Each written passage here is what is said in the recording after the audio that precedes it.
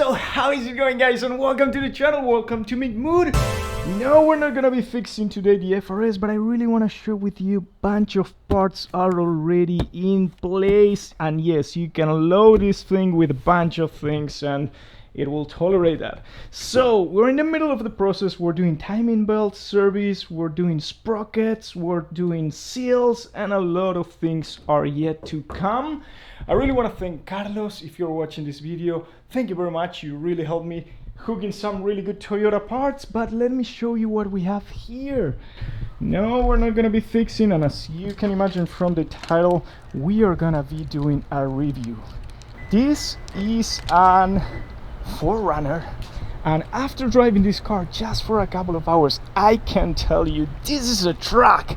This is robust, this is beefy, and I really like it. It's not that I do not like my wife Forester, but man, although these two guys seems to have four wheels capability, look at the size of the wheels. I mean, they are completely different.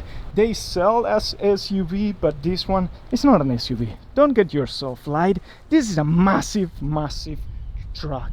So let me show you what we have here, if I can just get in.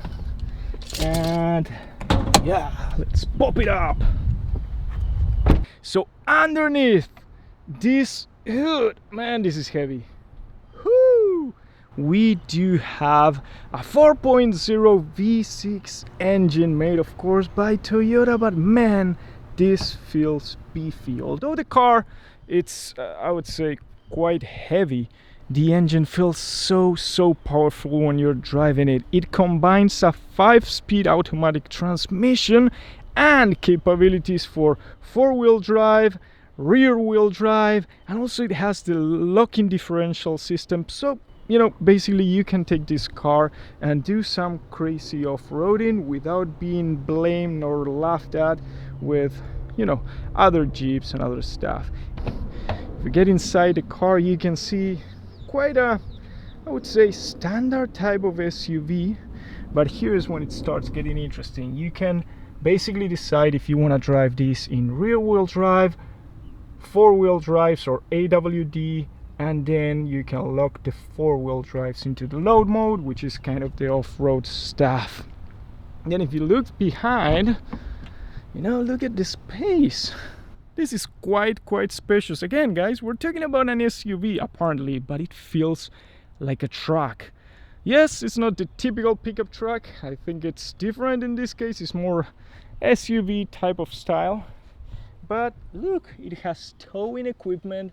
Let me see if I can open, look, unlock, unlock, lock. No, there we go. Whew, sorry about that.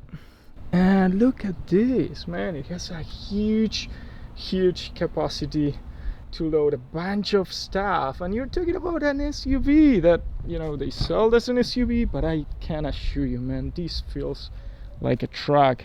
Kind of solid. You have the back bends, rear bends, whatever you want to call this thing, and then within the inside, you know, it's quite okay considering, you know, how kind of off-road these things they tend to be. It's not that luxurious. It doesn't feel very different from a normal car, so I think it's a good combination. You have a touch screen, whatever panel in there, you know, the AC controllers. You have a really good stick. The stick for the shifts are quite interesting versus the one that Ram is using, which makes you feel that you're turning the AC on. This one is real stick. But yeah, I think it's quite interesting. I am eager to show it you guys how it drives. So why don't we get into the ride?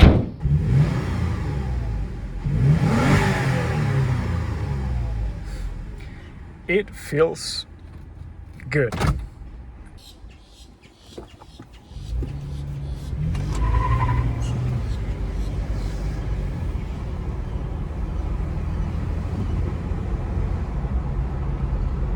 Talking about the car, there are a lot of things that I would like to say. The first one is visibility wise. It's interesting, you know, the front windshield, although the camera, I don't think it really captures, it's not that big. It's not that big. it's not crazy small, but you know, it's not that you do have an amazing front visibility. Now, driving the car, it doesn't feel that it's a heavy SUV. It feels like it's fine. I think it's a combination of the power of the engine, probably mixed with the gearing of the gearbox. Not quite sure about that, but the feeling, it's quite nice. And then it drives solid. It drives quite solid. I'm not sure about the eco thing and how to move it to another one. Once I move the shifter to sport mode and I can, you know, move the gears up and down, you can, you know, play with that, and it apparently gives you more an aggressive type of driving experience. But then when you're in drive, and you know, that thing just goes smooth. Other things that I felt, once you press the brake, the front will go down. Look at this. So it feels you do have, you know, a tall kind of truck thing. When you press the brake, you will feel the suspension going down. Completely different with a smaller SUV or SUVs that are a little bit more sportier.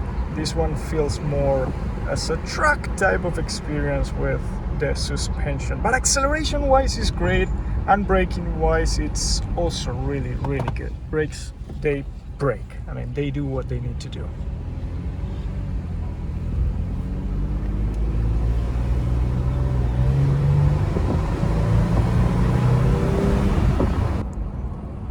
Let's see if it brakes. Yep, it does brake.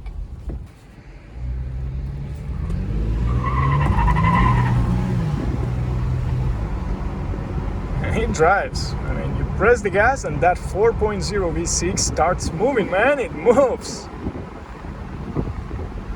So yeah, it's kind of a quick review. Not used to this type of things. Let me know, guys, if you like this type of reviews, and I'm willing to do a lot of them.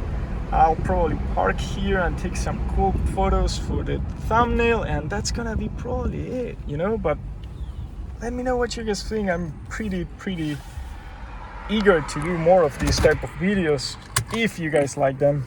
You know, it's probably untraditional type of review. Not quite sure how this is gonna sound, but man, the car looks so good. Look at this. Boom, we got the nail. So this is gonna be it for today's episode, guys. I hope you like the review on the 4Runner. Let me know in the comment sections what you think. Eager to do more of these ones. Until the next time, peace out.